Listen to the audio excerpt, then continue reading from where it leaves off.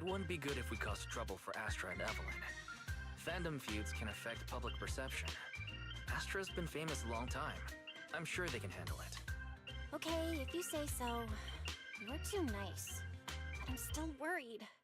Is it really okay for us to do nothing about it?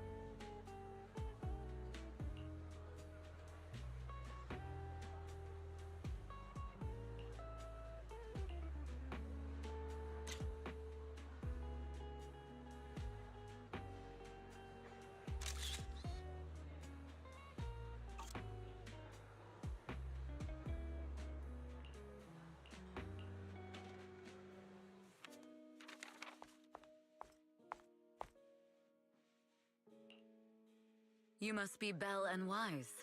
Astra's told me so much about you. My apologies for missing the chance to thank you both in person last time. Welcome to Starloop Tower, my esteemed guests. Or should I say, Phaethon. Huh? Wait, how did you... Only like 1, 2, 3... It doesn't matter. Not many people should know who we are in the first place. You've been pretty careful. Although in my opinion, there's room to be even more cautious. Please rest assured, my intel does not come from anyone who knows your true identity. Then... how did you... Just simple logic.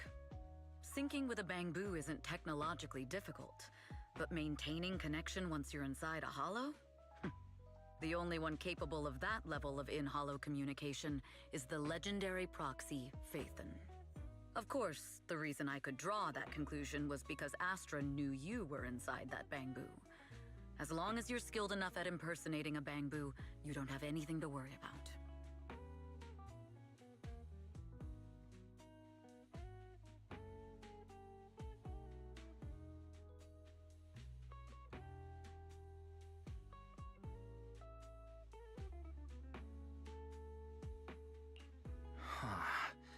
Guess I'll have to get more tips from Eos on how to be a cute bamboo. You're already too good at being a cute bamboo, Wise. If you get any better, it might start to get on people's nerves. From an outside perspective, I often think, sheesh, this guy really has no shame moving like that in Eos's body. Anyway, Astra is very lucky to have your help. I hope we can continue working together. Given her position, she needs all kinds of talented individuals to... Talented individuals? And these two are? Mr. Hobson, what brings you here in person? These two are Miss Yao's esteemed guests, Belle and Wise. Allow me to introduce the Chief Governance Officer of Odium Entertainment Group, Mr. Hobson. Guests of Miss Yao? You both seem so young and promising. May I ask which business you're associated with?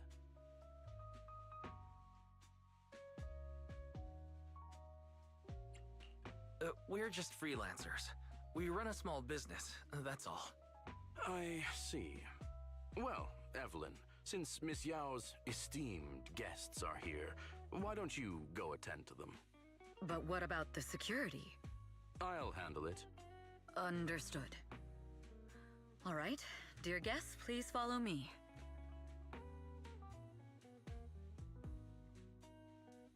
That gentleman over there keeps staring at us. It's a bit unnerving. Well, today's performance is unlike any before, with far too many variables to track. Hobson, I mean, Mr. Hobson, is naturally a very meticulous person. So, what's so special about today's performance? That's a secret. Just sit tight and wait for Astra's big surprise. Uh-oh, he's glaring at us again. So intense. It must be tough working under someone like him. Not at all. In fact, I don't work for him. I serve Miss Yao. He even asked where we worked. When I told him it was just a small business, his face immediately froze. So intimidating. If you had told him you were Phaethon, you might have gotten a big smile out of him.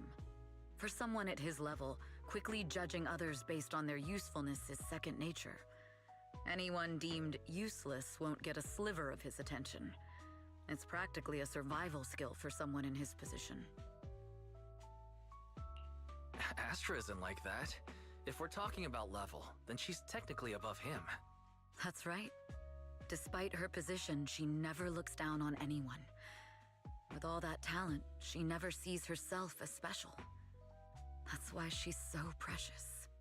To be honest, before meeting her, I didn't think someone like her actually existed. At first, I kept waiting for her to show her true colors. I know exactly what you mean. Who'd have thought the brightest star in New Eridu wasn't putting on a facade and was genuinely such a pure person? Is it just me? Or is anyone else worried that Astra might get hurt by being her genuine self? I won't let that happen.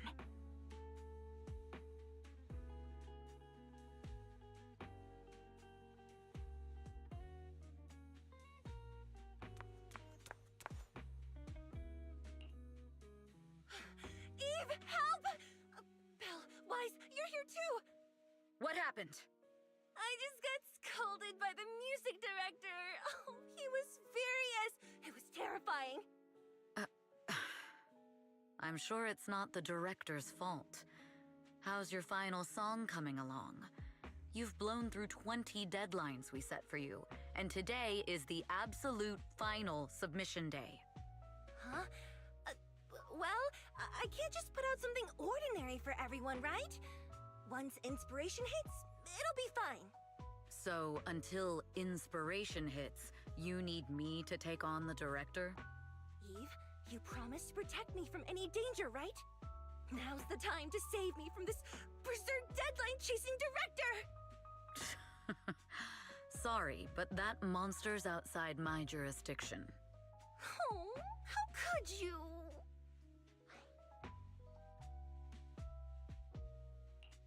You two are so close. Belle and I always squabble like that too. But I have to admit, we do have our fair share of actual complaints too.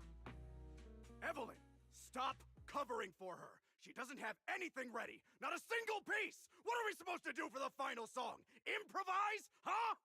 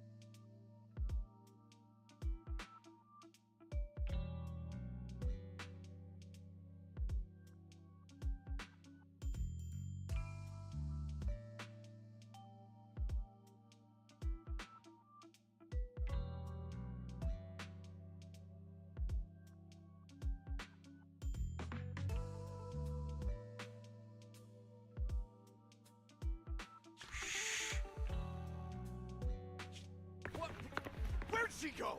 And how does she run so fast in heels? Poor director. Looks like this time we're really going to have to push it to the last minute. My dear Yoran used to be just like that. Oh, you're... Astra, meet the special guest the company invited for your concert. Lady De Winter, it's really you. I can't believe you're actually here. Having you listen to my performance in person, it feels like... Please, just call me Tessa. Ah, so this record is... I know it's a tad bit last minute with the show starting soon and all, but would you mind if I borrowed it for a moment? Everyone's been saying that you're the rising star who will carry on Yoran De Winter's legacy. I'm truly sorry to say this, but to me, no one will ever replace Yoran. Yoran's music has always been my guiding light. Without him, I never, ever could have made it this far. Oh, right. I'd also like to thank you in person. I've always wanted to pay tribute to Yoran with this performance, and I heard the company finally got your approval. I'm truly honored. Pay tribute? Today's your debut show at Starloop Tower. Honestly, performing your own work would be more than enough. Yoran, he belongs to the past now. No. Yoran's music transcended time and space. He's beyond amazing. Honoring him on stage at Starloop Tower has been my dream for as long as I can remember. Well, if that's what you've set your heart on, then I wish you the best of luck tonight.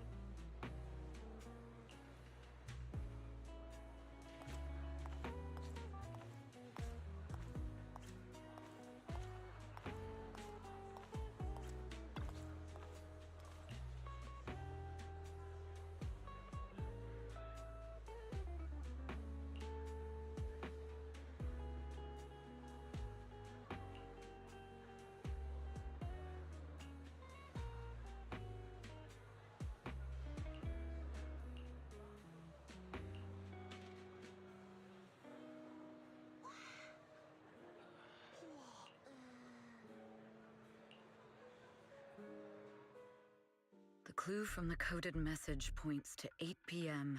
Atrium Landing. Wow, such trust.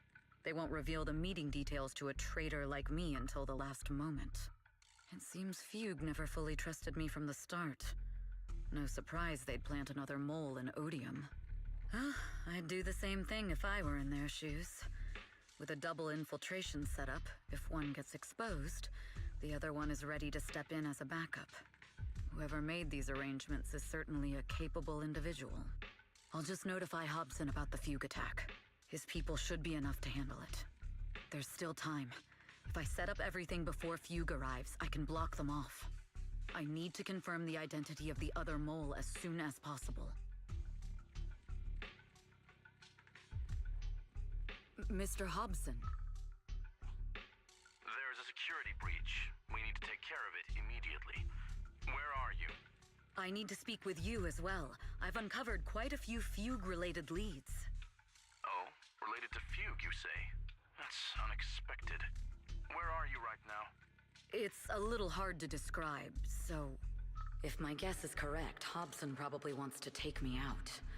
I might as well use this opportunity to draw him and his men to the Atrium. That way we can block Fugue's attack. Why don't we meet in the Atrium? The Atrium? All right, I'll wait for you there.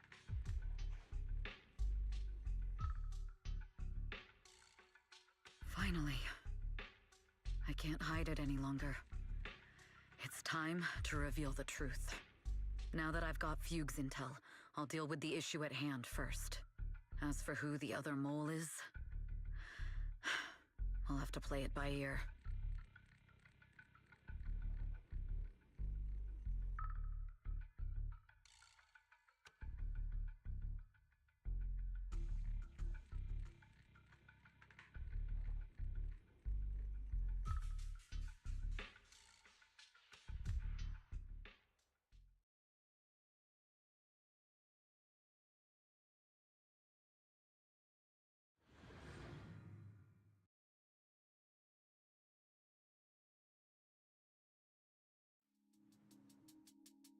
Evelyn A. Chevalier, former producer of Redo Lucky Star, then assistant director at Parquet Factory Films for 3 years, joined our company 2 years ago on Monica's recommendation. Very impressive credentials. Too bad it's not the real you, is it? Shields Green. An elite spy from the organization, infiltrating the inner circle of our company's most valuable asset. How unsettling. Fugue's spy must be removed immediately. Wouldn't you agree? Is this order from Miss Yao? You don't actually think that woman has free will, do you? Like I said earlier, she's nothing more than a valuable asset of our company. There's no place for her input.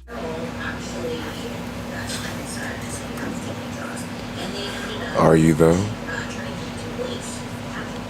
Right. This is a whole conspiracy. A whole conspiracy. I don't even know what they talking about. I mean, nah, I do. I know what they talking about, but he's sketch.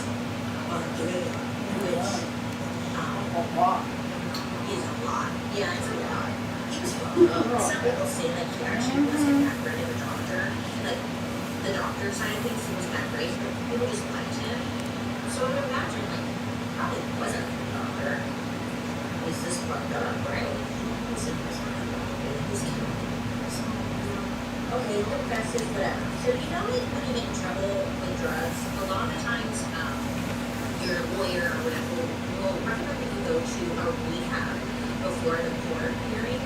Because then it will prove to the court that you acknowledge you have a problem and you're trying to get help. So that's what Harold did. He admitted he had a problem and he went right to a rehab. And this rehab was called Retreat. So he's there for, I want to say it was 90 days. The police would come and like visit, question him, check up on him, whatever. Side note, that has nothing to do with the spectrum.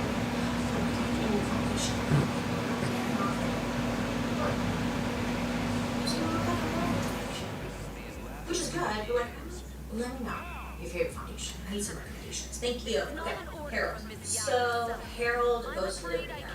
When he's done, he gets like officially arrested, and now he has to like go through the court trial and all that stuff. So he gives like an official written statement, Harold does, and he writes out like everything that he done, except for the murders of his book. Harold stated that he had no intention of going back to work as a general practitioner or a taking a job anywhere that would give him access to them all. As part of the agreement, he was advised to remain under psychiatric supervision for several years. And I don't think he actually was, but that's what we was advised. Harold gets charged for this whole situation with alcohol.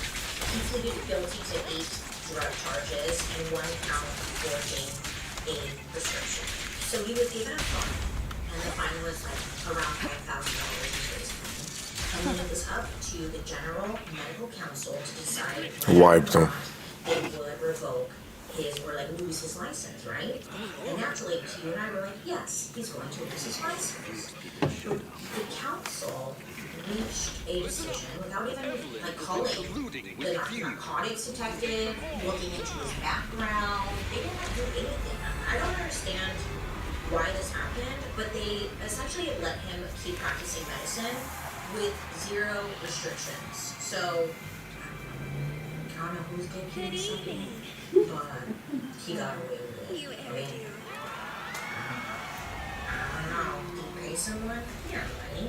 I don't know. Maybe he had dirt on someone. I don't know. So, got off scot-free. Fast forward to the 1970s. Harold now moves.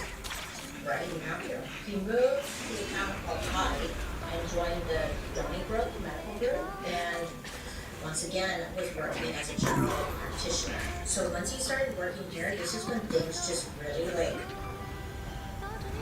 Why invest in soft, luxurious linens just to let hardware wear them down? Culligan water softeners preserve the fabrics you love and help your washing machine last up to 50% longer. Find your whole home soft water solution.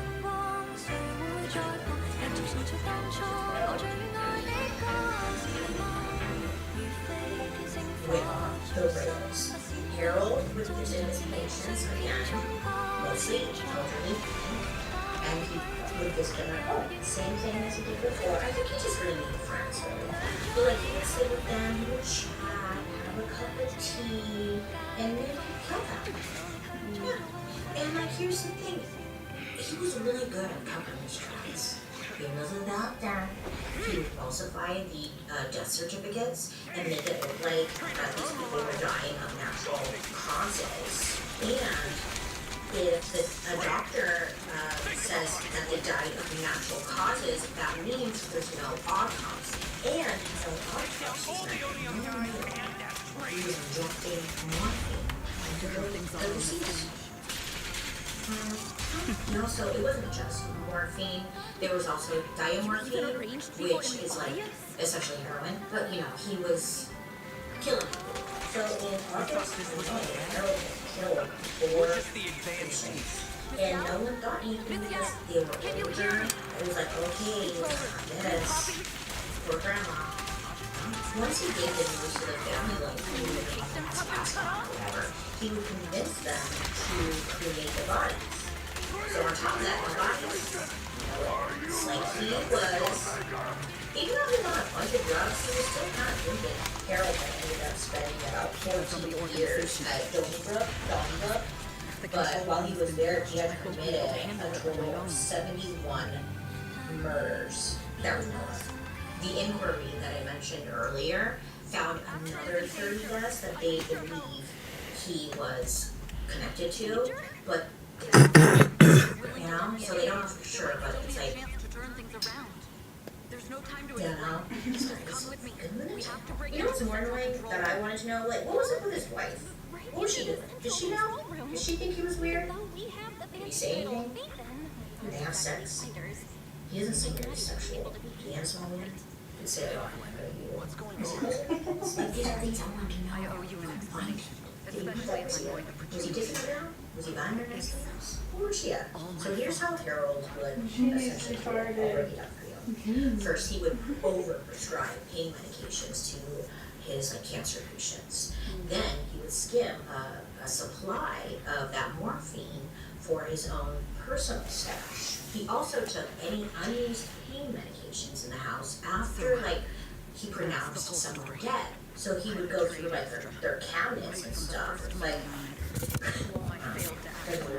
You think he would steal jewelry and whatnot, but he didn't. He was just stealing drugs.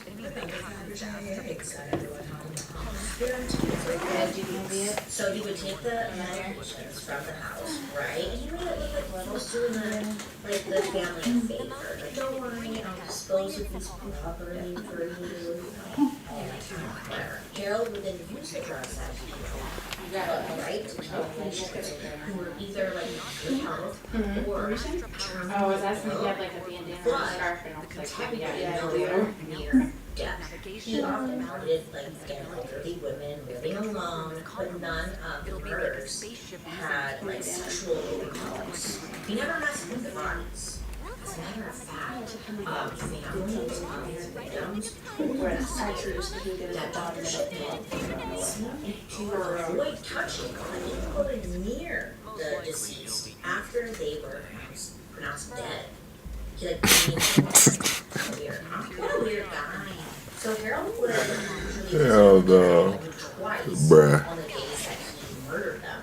So he'd show up the first time and he would give them some kind of deadly injection. Then he would come back minutes or sometimes even hours later. And he would pretend. You were laughing and then you looked over here and I was just laughing at what I heard from the video for a second.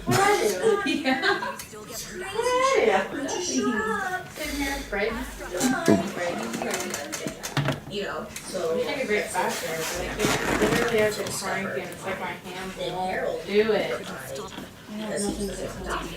So he Girl, but still, I know. Because he wanted to take charge. He didn't want anyone else doing it because you're gonna have to take a break here. That'll be your next day in my race. We didn't make them ever. I don't know. We made them longer. Again, well, I made them longer than they should have been, but I don't know how I did that. They find drugs in the system. So he would make sure. Well, you said you wanted them on the middle of your diet. Well, I got longer braids. Oh shit, that is hard. Huh? Yeah. It turns out that Harold had elderly patients dying of cancer, even when they had no history. So there's this elderly who actually requested Harold cold and pretty dope. Did you see my keychain? Oh, it's on the table. Right? And then there was a woman who was complaining of a post-nasal drip. Oh shit, yeah, that's clean as hell. Right. Without warning. Oh, little things. I was having a rough day at work, and some coworker she came over to me, and she's like, "Yeah, I was cleaning out my cubicle, and I was wondering if you wanted one of these 3 items." And I was just staring at the keychain. He was like, "I know which one you want." She's like, "My tummy hurts." I was like, "Yeah, let me have that one." That's hard. That was nice. Yeah. They sell the really nice keychains over Spencer's or Eventually someone does, but this went on for a little while. Hot Topic, Spencer's, stuff like that. They have they call them fun pin keychains or whatever it is, but they cost $20. The official number out there is take joy in the small things in life. I didn't know it would be a keychain. But at certain things, it could be as high as 300. Oh, did you see the front of my car? Look at the front of my car. Oh shit, the hidden, the constant hidden link symbol shit, hell yeah. That shit's cold. That shit's hard.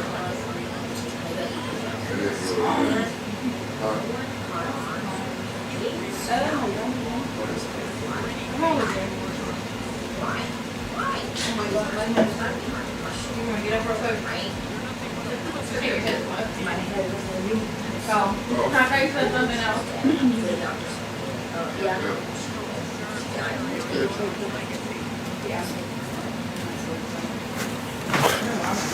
Oh shit. Ooh.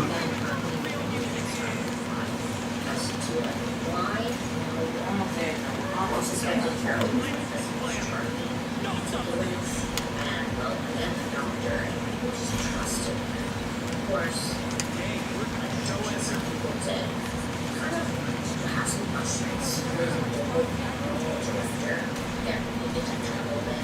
And they noticed that Harold, because patients are dying at a very unusual time, that he kind of Okay.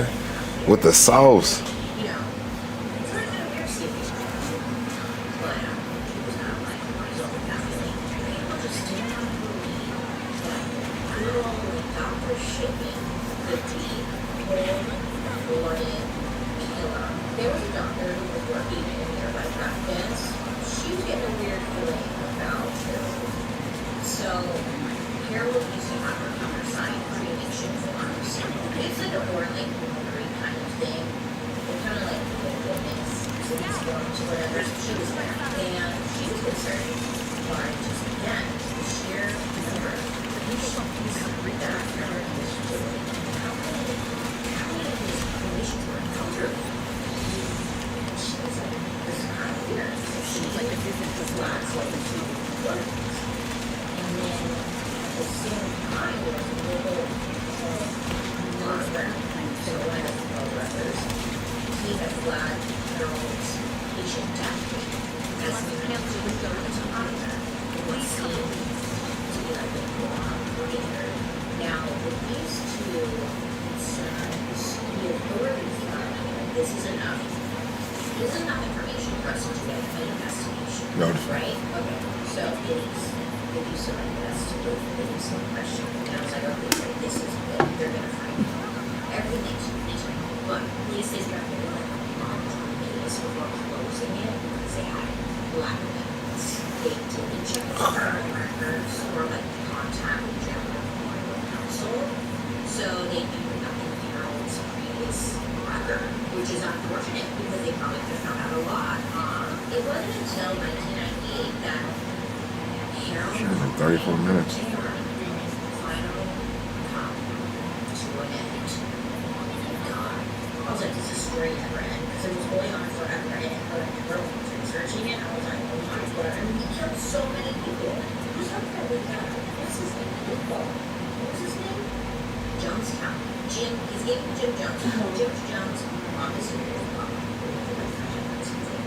so remember. I know you saw it. Anyway, so but he's up there with that. Like, he killed a lot of people. I didn't see that. And I had so many questions. Anyway, so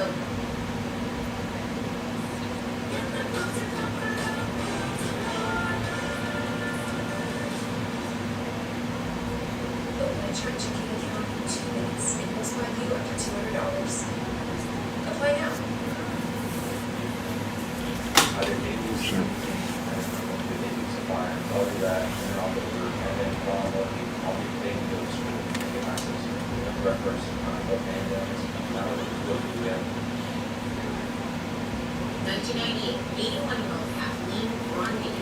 was actually once the mayor of, she was in, that her daughter.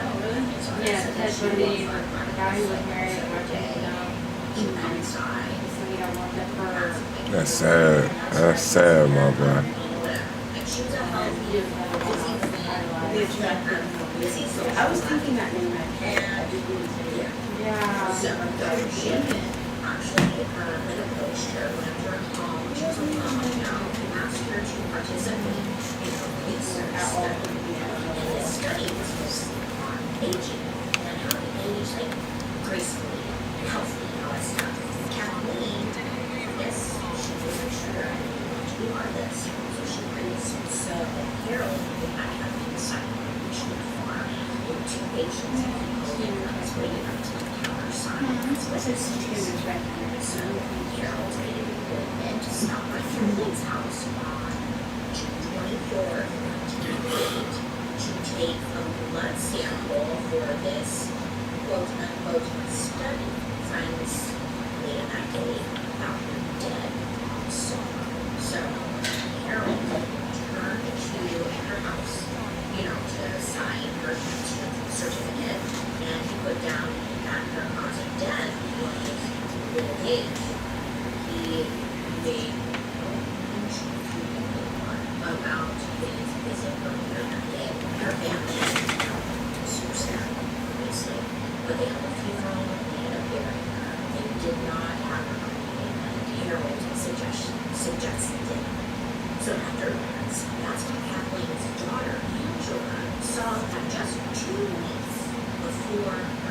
instead, her will was changed.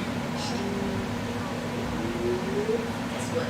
Yes. I was like, this bitch. Turned out that permission form that was for a study on aging, you know, that Harold put together, it was actually a will. Yeah. And he was in his will. He told her it was a permission slip.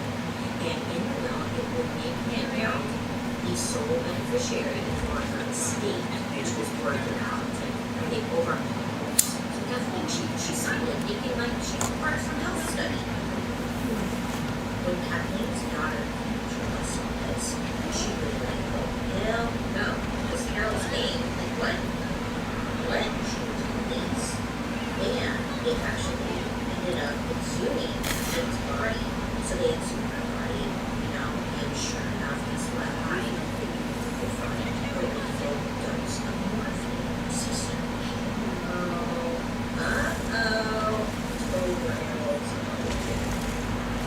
So once the investigators started digging, you know, it just all unraveled. They raided Harold's office, and they found medical records that he tampered with, stockpile of morphine, like plenty of other red flags. I guess he had stolen enough morphine on patients, both dead and alive, to build a stockpile that civilians say was large enough to kill 360 people. It seems. Harold was arrested. He was charged for 15 years. Now, we've actually watched videos of Harold being charged. And some people are like, oh, it's fascinating. And I was like, it's kind of frustrating to watch. He tries everything, of course. He's very calm. And honestly, he seemed very like he seemed quite bothered by the major inconvenience that this arrest and was doing. He was like, just annoyed. They put out a picture. Nothing. They're like, did you kill this woman? Did you kill her? And he literally would just like, imitation of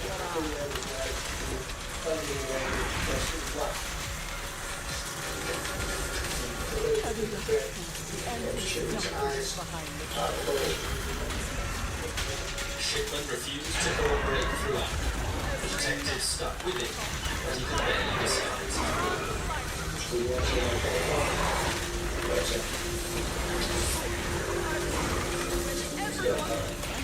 He just yawned. He said nothing. He said nothing. Like, give us something. Nothing. Nothing. The whole reason I answered, like, why I started doing that was so why? And he gave us nothing. During this trial, Harold, so boring, gave us nothing again. He sat there scribbling pages of notes, like nothing. He's just doodling, and he never lost his composure, denied everything. And you know who showed up for him? His wife, Primrose, and all 4 of their children sat in the front row of the courtroom, you know, to support him. I was like, I'm not sure if now's the time to bring the children, but okay. Do you think he was abusive? Controlling? Harold was found guilty on all counts and was sentenced to life in prison on January 31st, 2000. In the year 2000, when he started in his 70s, he did a lot of damage. Sentenced, whatever. He gets arrested, right? He showed no remorse. He didn't give a shit. But he didn't stick around long after that. In 2004, he hanged himself from the bars of his prison cell window. This is strategic, okay? He ended his life a day before his 58th birthday, and he timed it to make sure his wife, Primrose, would get his maximum pension benefits. Strategy until the end. Damn it. I'm changing my mind. Yeah, so he killed himself, and whatever, lame, you know? Well, the inquiry answered just about every question about, like, Dr. Death's reign of terror, really. Except for one that we all have. Why? You know, many of us wonder, like, if Harold Shipman, maybe he was just like plain addicted to killing, right? I don't know. Maybe it was just that. But I got to thinking. So, remember the very beginning when like his mom died? Now, I don't know, maybe. What if his mom was his first victim? I mean, there were references of him being her caregiver, and the fact that he was fascinated by this drug called morphine at the same time. Maybe he saw like the relief it gave them and kind of got off on that, and then one day he pushed it too far and like killed his mom. Just something I thought about. There's no facts to like, there's nothing out there that suggests that other than me right now. Well, other people have thought so too, but like, yeah, we'll never know. But maybe that's where it started. It's cold, my nose is running. And if he didn't kill her, maybe he saw something, learned something, did something at that time. You know, it always starts when we're younger. Like, and he even said that had a very lasting impression on his life. We'll never really know, just a thought. The Shipman inquiry was led by Dame Janet Smith. They identified a total of 218 confirmed victims. But again, they believe the number might be as high as 250 to 300. They don't know. Most of his victims were elderly women, and he killed them by administering lethal doses of drugs like morphine. And he killed a lot of people, okay? Like, where's Primrose now? You know, like, I wanted to know about, I couldn't find anything about the family, not that it's hard. I just wanted to know, though, you know? This Harold guy, he didn't talk, he was a big mystery, and he killed a lot of people. I wanted to know if maybe, did he think he was doing good? In a way? Do you think maybe he convinced himself that, like, he was putting them out of pain and misery? Or he was killing healthy people, maybe? I don't know. I think he just liked to watch people die. There must have been something there. Well, thanks for hanging out with me today. Let me know your thoughts down below on Harold Shipman, Dr. Death. You know, it's kind of funny, it's not funny, but like when all the news came to light and like the media was like interviewing people in town, are you familiar with Dr. Shipman? Whatever. And people in town said that Dr. Shipman actually had a nickname in town. His nickname was Dr. Death, because everyone that saw him ended up dying, but it was like a joke between the community, like, oh, good luck with Dr. Death. But then when everything came out, it was like, oh, that was actually kind of spot on, you guys. Kind of nailed it. Dr. Death for real. How many doctors are there out there like this? I don't know. Probably, I don't know. Anywho, healthcare, huh? Great. Let me know your thoughts down below. Who you guys want me to talk about next time? Other for the rest of your day. You be safe out there. I wish I could give you some life advice on what to look out for from bad doctors, but it's let me know if you have advice in the comments. Have a good day. See you guys later. It's cute. What's the going for? But it works. Yeah. Okay, bye guys. Have a good day. Love you. Bye.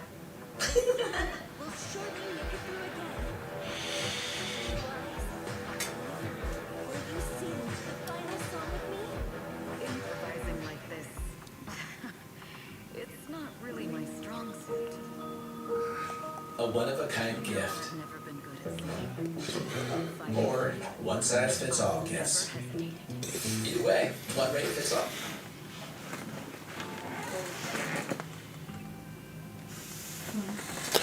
Yo, what's good, Vice?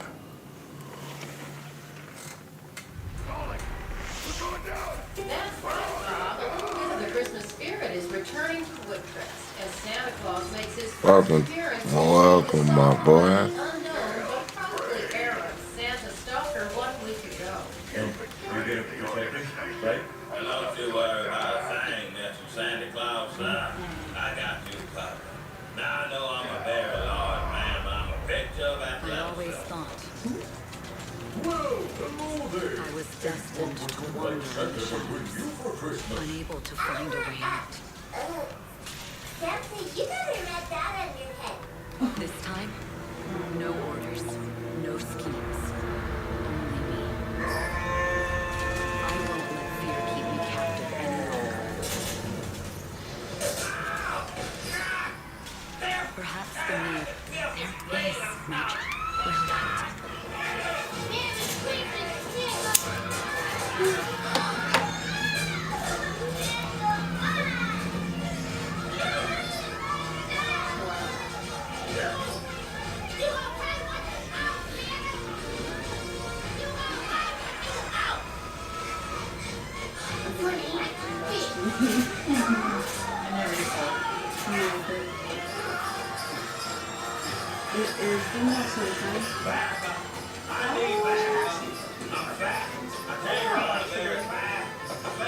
Did I hear Uncle Ruckus from the Boondocks? God damn it, brother. No, you didn't. Oh shit, y'all are watching the Boondocks. Somebody in the stream was like, is that Uncle Ruckus out here in the background? I'm tripping, so yeah, that is the Boondocks in the background.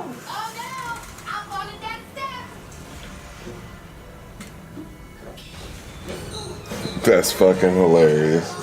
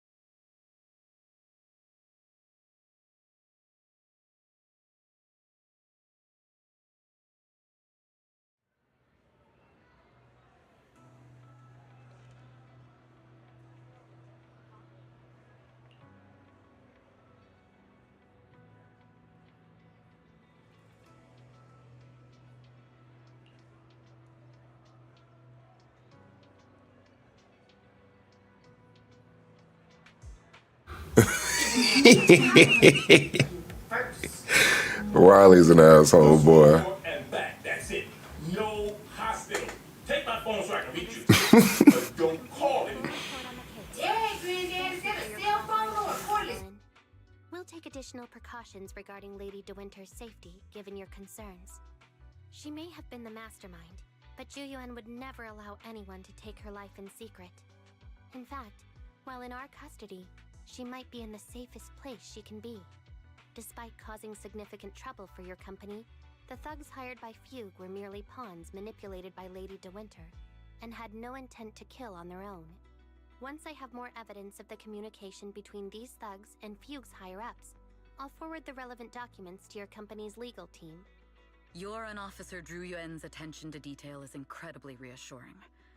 The incident involves a complex web of connections, and having the support of public security is a tremendous relief.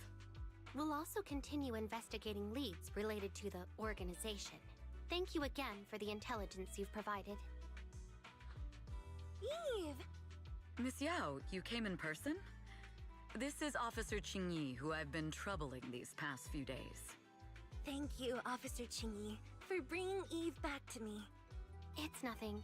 Miss Evelyn has hardly rested while helping us with the investigation. She's worked very hard. There's one thing I'd like to ask for your help with, Officer Qingyi. Please, go ahead. This master copy of Yoran's legacy. I hope you can deliver it to Lady De Winter. I know I will never be able to see things from her perspective and fully understand her pain. But just like Yoran's voice has brought solace to countless lonely souls, perhaps one day it can also soothe her despair. From that show, Yoran said two things that left a deep impression on me. Though much has happened in the past and we cannot predict the future, I want to make a decision for myself in the present. I hope that everyone who has supported me will also stay true to their hearts and never betray their present selves. His last performance has finally been published. Now all fans can listen to this legendary record. And this master copy belongs to her. Please let her know that Yoran has always been by her side. Will do. I hope she can understand your sentiment and find the strength to move forward. We'll notify you immediately if there are new developments in the case. Now, if you'll excuse me, I have other tasks to attend to. Farewell.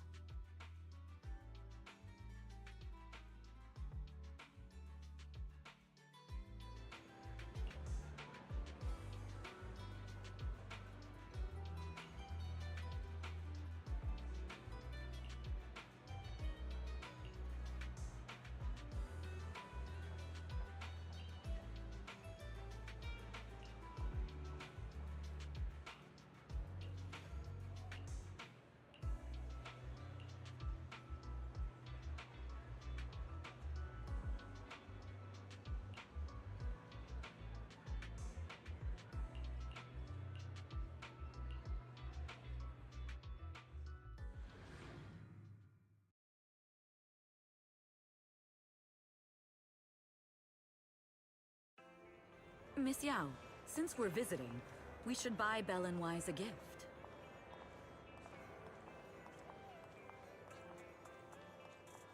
That's right! I almost forgot! Good thing you reminded me.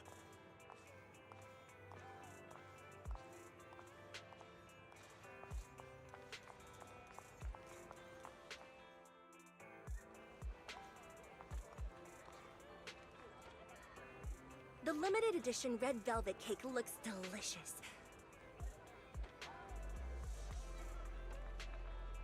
Ah, and that black tea I had last time was so fragrant. It'll be lavish. Belle will be thrilled. Speaking of gifts, I also have a gift I'd like to give you, Miss Yao.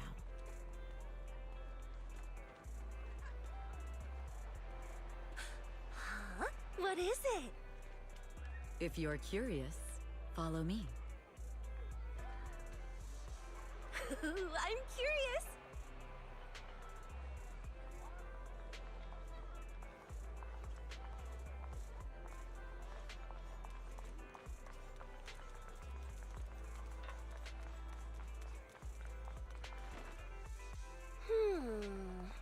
I didn't think so before, but this place seems familiar. Familiar, you say? That's about right. This place is completely empty. But why does it feel so familiar? Because this is where the gramophone used to be. The gramophone. That's right. That was the name of the shop.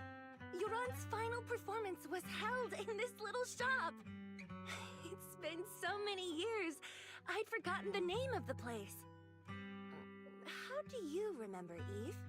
Because I was there too. What? You were there too? I was. But unlike you, I just stumbled upon it by chance. I heard music coming from the shop and stopped to listen for a while. Through the glass, I saw a group of passionate fans. Yoran's voice flowed out from the crowd. I didn't actually see him, just vaguely heard his voice. Incredible. It's like Yoran's music had brought us together. Turns out, we've known each other for a long time. It seems like you're fond of my gift. This is all your fault, Eve. I'm about to cry now. You were right. Music is a connection of hearts. Even across different times and spaces, we can still feel each other's presence. Yes. Perhaps that's what Yoran wanted to bring us. A resonance that never fades. A connection that transcends time. The only thing we can hold on to tightly is the present. Yes. Only the present.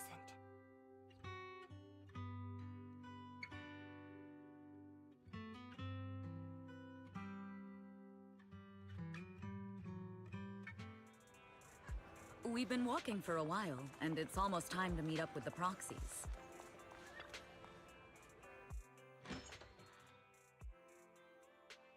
And here we have Miss Fairy, the strongest AI around. Top-notch holo navigator with the sharpest tongue in new Eridu. Huh, the strongest AI? Then... Fairy, fairy, on the wall, who's the best singer of them all? You. You are. You always will be. Ooh, she really is sharp. Who would have thought? Astra's only gotten even more popular after the attack. And on top of that, Odium Entertainment stock has shot up 30%. Their market value is now approaching 5 trillion dennies. It's still far from enough. 5 trillion dennies isn't enough? Ugh, a number that big makes my ears ring. Wise, knock it off! I mean, if I want to break my contract with them, I'll need to save up enough for the penalty first. This is my fault, Ms. Yao. If it weren't for me, you wouldn't be in such a tough spot. What are you talking about? We only let go of something as trivial as money in exchange for someone as priceless as you. Now that's something worth celebrating. I know a great place to eat! Perfect. I trust Belle's taste. It's gotta be great. It's a rare day off. Let's go right now. Hold on! Astra! Over here! Is there a special reason you chose to visit this store? I've said it before. You can't just do things on a whim. What should we do now? Thankfully, the kind store owners can also help us run away. Sorry, folks! We're on vacation today!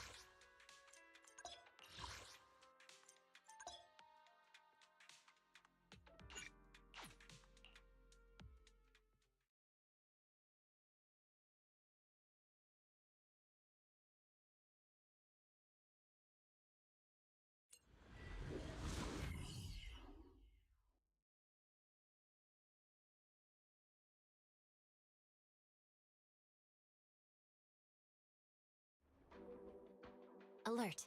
An unknown target is approaching from 3 o'clock.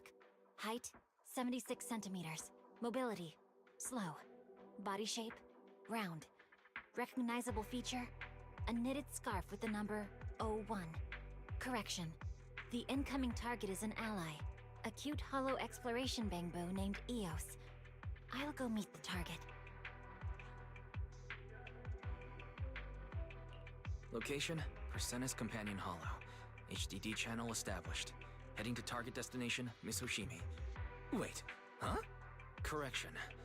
The target destination ran over here at 200 kilometers an hour. Next time, if you could just stay a bit more composed when I approach, Father would be more pleased. Absolutely! Just like the photo Soichiro showed us the other day of Chief as a kid! Oh, she was so adorable! This is all thanks to the proxy. Otherwise, Mr. Hoshimi probably wouldn't have pulled out Chief's childhood photos like that. Stop talking about that. Miss Hoshimi is still a young lady after all. Ahem. All right, folks, let's not forget we're still on a mission here.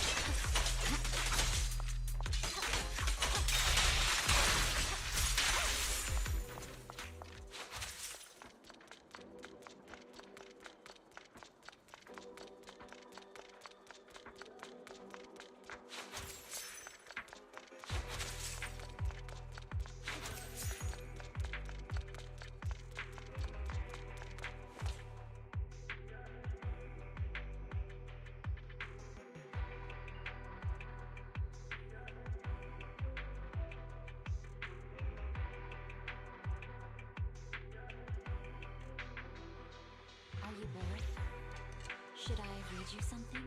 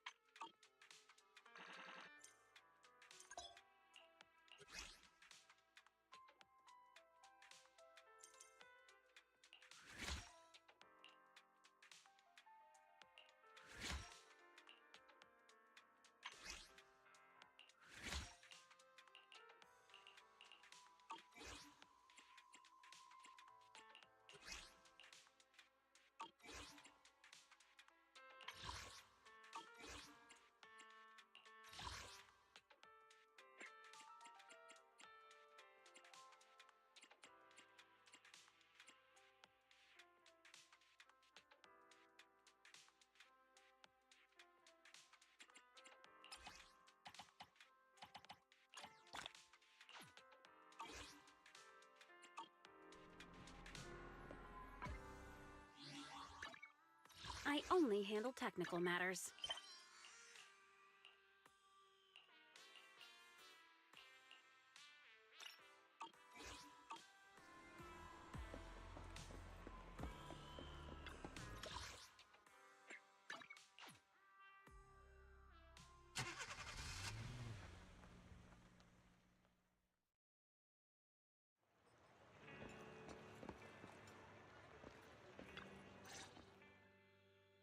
How have you two been?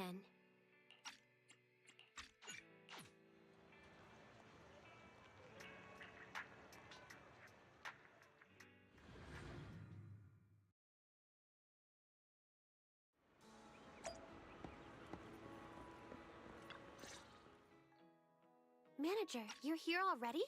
That was fast.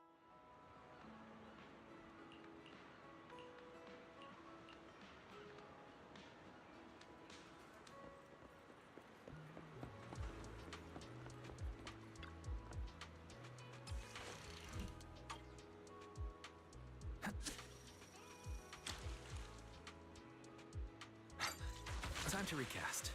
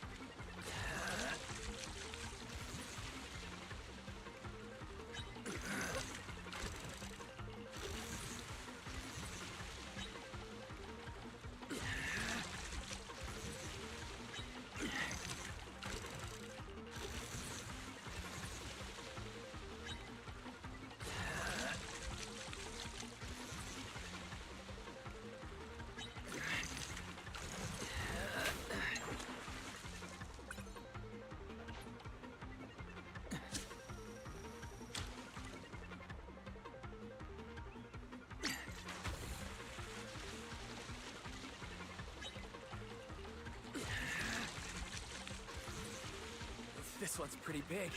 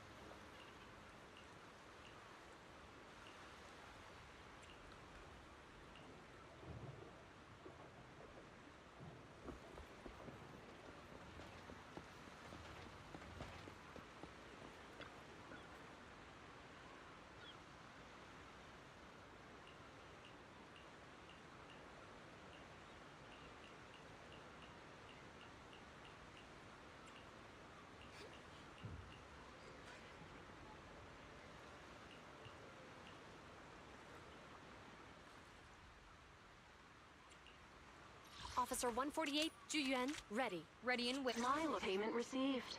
Let's get to work. Wanna be my research subject?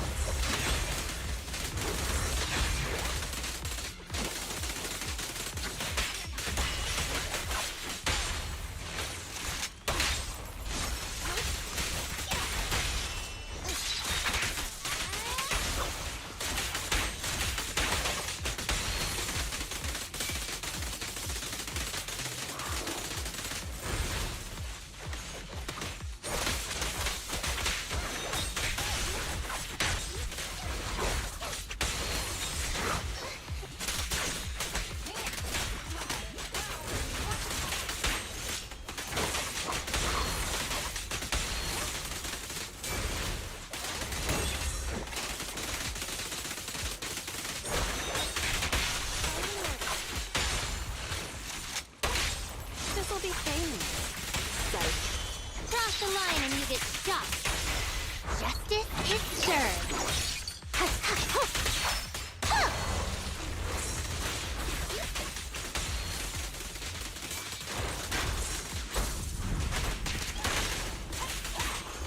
Weakling! You're nothing but prey! The pressure's on. Let's check your math.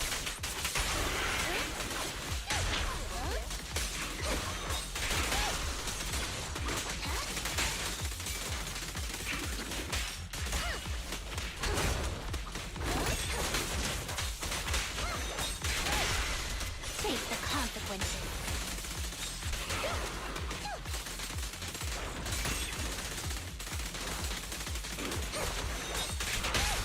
Gotta keep the claws sharp. How do you like?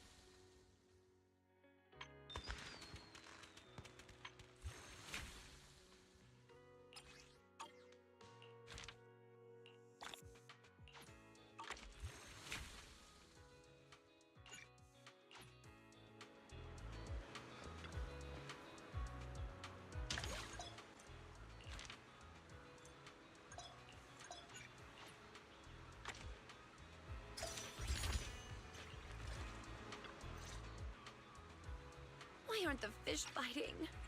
Oh!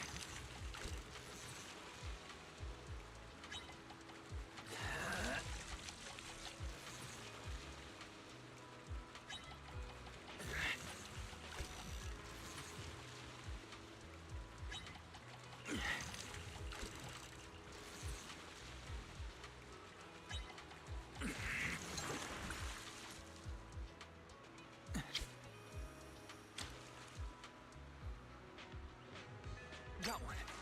Time to recast.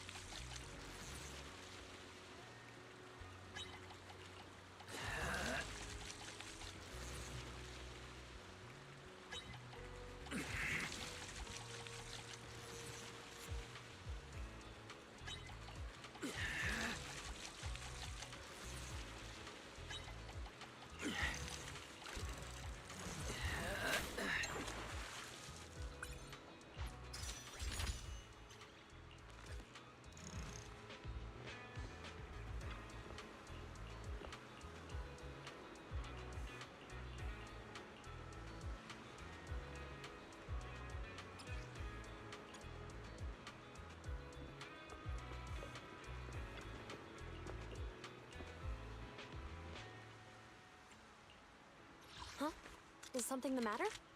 I'm at your... Looking for a payment received. Let's get to work. Let's stir up some trouble.